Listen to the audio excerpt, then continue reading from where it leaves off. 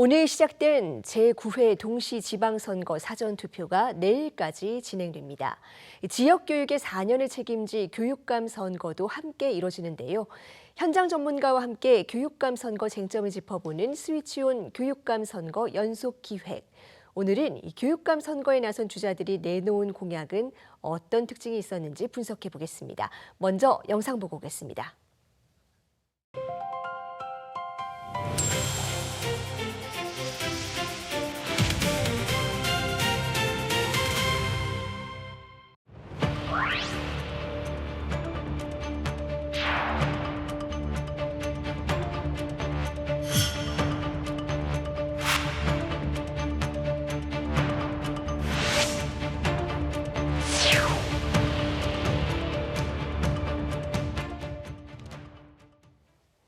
네, 교육감 후보들의 5대 공약 속에 숨어 있는 미래교육 키워드를 한국교육정책연구원 김승호 사무국장과 자세히 짚어봅니다. 국장님 어서 오세요. 안녕하세요.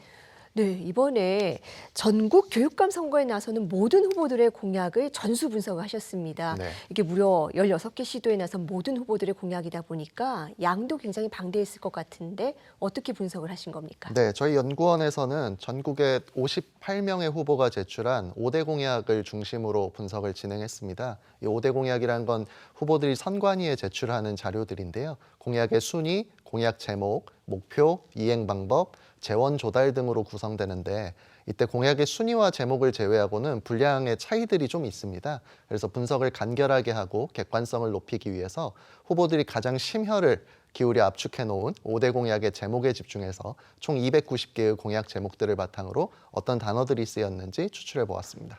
네, 여러모로 의미가 깊은 분석이었는데 결과는 어떻게 나타난 겁니까? 네, 전체적인 경향을 한눈에 보기 위해 자주 쓰인 단어들을 워드 클라우드 형태로 시각화해 보았습니다. 첨부한 화면을 보시면 글씨가 클수록 자주 등장한 단어인데요. 네. 가운데 있는 학교를 제외하면 단연 1위는 AI, 그러니까 인공지능이었습니다. 총 29회나 등장할 정도로 후보들이 AI 교육과 활용을 시대적 과제로 인식하고 있음을 알 수 있었고요. 그다음 2위가 21회 등장한 안전이었습니다. 학교는 무엇보다 안전한 공간이어야 한다는 교사, 학부모, 학생, 시민들의 바람이 반영된 결과로 보입니다. 이어서 미래, 교사, 책임, 교권 같은 단어들이 최상위권에 자리 잡고 있는 것을 글씨 크기로 확인할 수 있습니다. 네, 역시 사회적으로 최근 화두가 된 단어들이 많이 언급된 걸 확인할 수 있었는데요. 공약이 제시된 맥락까지도 파악을 할 수 있었다고요. 네, 맞습니다. 공약이라는 건 문장으로 이루어지고 문장이란 결국 단어와 단어의 조합이기 때문에 단어들이 어떻게 짝을 이루고 있는지 네트워크 분석이 가능합니다. 그래서 그림을 보시면 선이 굵을수록 자주 함께 쓰였다는 뜻인데요. 몇 가지 뚜렷한 묶음이 보입니다. 우선 기초학력과 책임이 강하게 묶여 있고요. 또 한쪽을 보시면 행정 업무, 수업, 전념, 교권, 보호 이런 단어들이 연결을 이루고 있습니다. 그러니까 교사들이 수업에 전념할 수 있는 환경을 만들겠다라는 의도로 볼 수 있을 것 같고요. 가장 빈도가 높았던 AI의 경우에는 미래, 그리고 대전환 이런 단어들과 연결이 되는데 AI 시대에 발맞춰서 미래 교육으로 크게 전환해야 한다는 굵직한 담론이 형성되어 있음을 확인할 수 있습니다. 이어서 공교육을 통한 학력 신장, 그다음에 학부모의 사교육비 절감 이런 단어들이 하나씩 조합이 되어 있는데요. 아주 현실적인 고민들이 하나의 큰 축을 이루고 있었습니다. 실제로 저희가 이런 주제들을 저희 연구원에서 EBS 스위치 온에서 함께 다루었던 것 같습니다.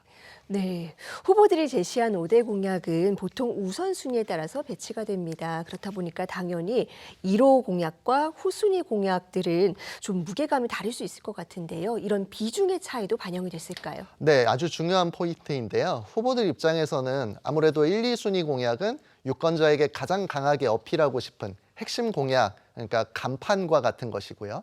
4, 5순위 공약은 뼈대를 받치는 보편적인 기반 성격이 강합니다. 그러니까 빠지면 안 되지만 그렇다고 앞에 넣으면 주목이 안 될 것 같은 공약들이라고 볼 수 있습니다. 그래서 핵심 공약과 보편 공약을 나눠서 비교해 보니 확연한 차이가 드러났습니다. 전면 배치된 핵심 공약에서는 학력, 실력, 기초학력, 사교육, 대전환 같은 단어들이 등장을 하고요. 이 공약들은 쟁점이 되기도 하고 또 많은 관심을 받기도 하는 공약들이겠지요.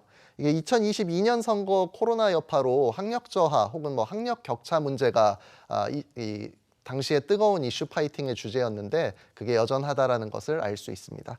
반면에 보편 공약에서는 균형, 협력, 신뢰, 시스템 같은 단어들이 두드러지는데요. 최근 교육 행정이 지역 사회나 일반 행정과 다소 고립되어 있다라는 비판들이 많은데 이게 앞으로 그러니까 전반에 배치되지는 않았지만 여러 후보들이 교육 행정의 시스템화와 지자체 협력에 대한 깊은 고민을 배치해 두고 있다라고 해석할 수 있습니다.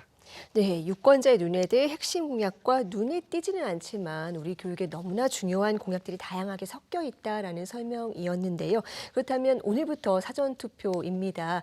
투표장애가 유권자들이 가장 주의 깊게 볼 만한 포인트도 있을까요? 오늘부터 사전투표가 시작되면서 사실 교육감 후보에 관심을 두고 계시는 분들이 이제 늘었습니다.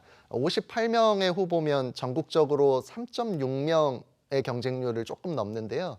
2018년에 3.47대 1이었고요. 2022년에 3.35대 1이었습니다. 그러니까 올해가 좀 더 높은 경쟁률입니다.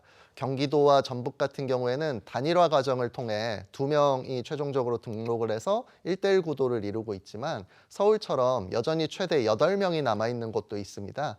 게다가 이번 선거에서는 지역에 따라 후보 홍보 과정에서 과거처럼 보수와 진보가 명확히 구분되지 않고 좀 유권자들이 헷갈려할 만한 측면들이 있는 것 같습니다. 그런데 오늘 분석에서 보셨던 AI나 미래, 안전과 같은 키워드들은 사실은 후보들을 가리지 않고 다 등장을 하는 것들이거든요. 그래서 유권자들께서는 이런 화려한 포장지 이면의 구체성을 꼭 확인하실 필요가 있습니다. 저희가 오늘 분석한 5대 공약의 경우에도 제목 중심으로 소개해드렸지만 실제로 이것들을 구체화하는 과정에서 또 후보들 간의 차이들이 나타났고요. 실제로 우리 지역 아이들의 사교육비 어떻게 줄일 수 있는지, 무너진 교권을 어떻게 회복할 것인지, 혹은 낡은 교육행정 시스템을 어떻게 개편할 것인지에 대해서는 목표라든가 이행 방법 등이 후보들마다 차이가 있습니다. 그래서 우리 지역 후보들은 이 어떤 공약들을 실행할 목표와 방법에 얼마나 구체성이 있는지를 확인하실 필요가 있고요. 또 이 후보자 선거관리위원회 홈페이지에 들어가시면 5대 공약 이외에도 공보물 그리고 공약집이 추가로 게재가 되어 있습니다. 여기 들어가셔서 후보들의 추가적인 공약들을 확인할 수 있고요. 그다음에 기초자치단체의 경우에 보통 후보들이 공약을 추가적으로 계속 언론을 통해 내고 있거든요. 이런 것들도 확인해 보시면 좋을 것 같습니다. 또 가능하다면 저희가 지금 전국의 후보들을 비교해 드렸잖아요. 그런데 우리 후보는 다른 지역 후보와 비교할 때 어떤 것에 무게를 두고 있지라는 것들도 살펴볼 수 있는 방법일 것 같습니다. 네, 교육감 선거, 나아가서 이 교육 자체가 건전한 방향으로 가려면 무엇보다 이 공약, 정책, 약속이 중요하지 않겠습니까? 근데 집집마다 공보물이 오기는 하지만 모든 공약이 다 있는 건 또 아니에요. 유권자들이 또 다른 정보들을 찾아볼 수 있는 방법들이 있을까요? 네, 조금 전에 이제 말씀드렸던 것처럼 중앙선거관리위원회 홈페이지를 통해서 공약들을 충분히 확인이 가능하고요. 사실 공보물의 경우에도 파일로 다시 또 올라와 있기도 합니다. 이런 것들을 통해서 확인이 가능하시고요. 그리고 전국적으로 아까 58명의 교육감 후보들이라고 말씀을 드렸는데 후보에 따라서 선거 공약서, 그러니까 홈페이지에 선거 공보물, 5대 공약, 선거 공약서 이렇게 3개를 올릴 수 있는데 선거 공약서는 아직 업로드되지 않은 후보들도 존재합니다. 또 이런 것들도 약간의 차이이기 때문에 조금 더 신중하게 찾아보시고 결정하시면 좋을 것 같습니다. 네, 교육감 선거가 사실 상대적으로 낮은 관심 때문에 깜깜이 선거라는 비판도 받지만 이 어둠을 밝힐 핵심도 결국은 유권자의 관심일 겁니다. 이 미래 세대의 교육을 좌우하는 중요한 선거니까 꼼꼼한 검증으로 소중한 한 표 행사할 필요가 있겠습니다. 오늘 말씀 잘 들었습니다. 감사합니다. 감사합니다.